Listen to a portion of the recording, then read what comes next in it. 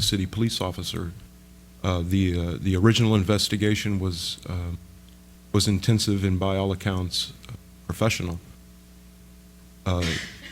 Everyone who knew her were invited to the police station for questioning, including me.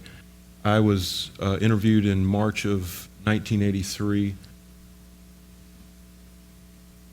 At that meeting, I was asked where I was that night, asked if I would provide physical samples for examination: hair, blood, saliva, fingerprints, palm prints. I took a polygraph exam that day. At the end of the day, they told me I was free to leave, and I didn't hear from them again on this matter for 3 years, 2.5 years. When the detectives who were still working on the case heard a rumor that I had told someone that I knew who did it. The rumor, unfortunately, was sort of true, but I had only repeated a rumor myself that it must have been her drug connection who killed her. It made no sense to her friends and apparently to the police either, because it had remained unsolved.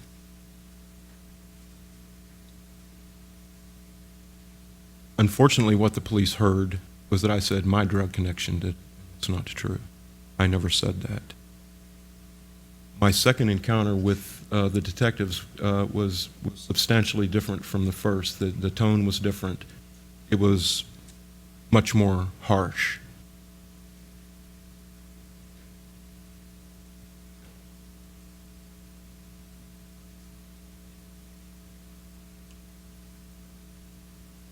In May of 1986,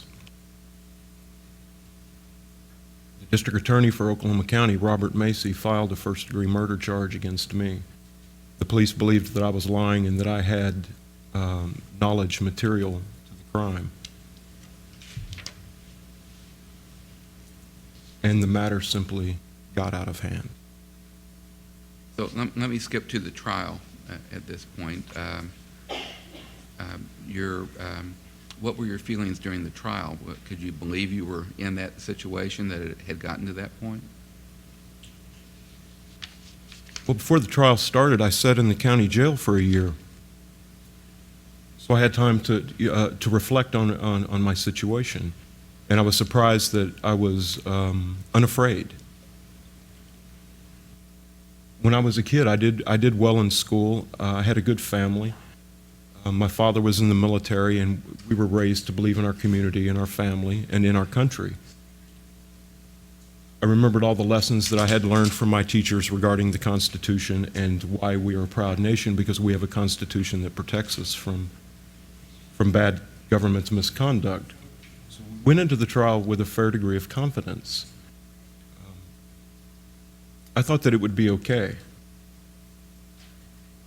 But as with Dennis, I knew immediately that I was probably going to be convicted. The state's chief witness against me was a woman named Joyce Gilchrist, who had went back and altered her records, her original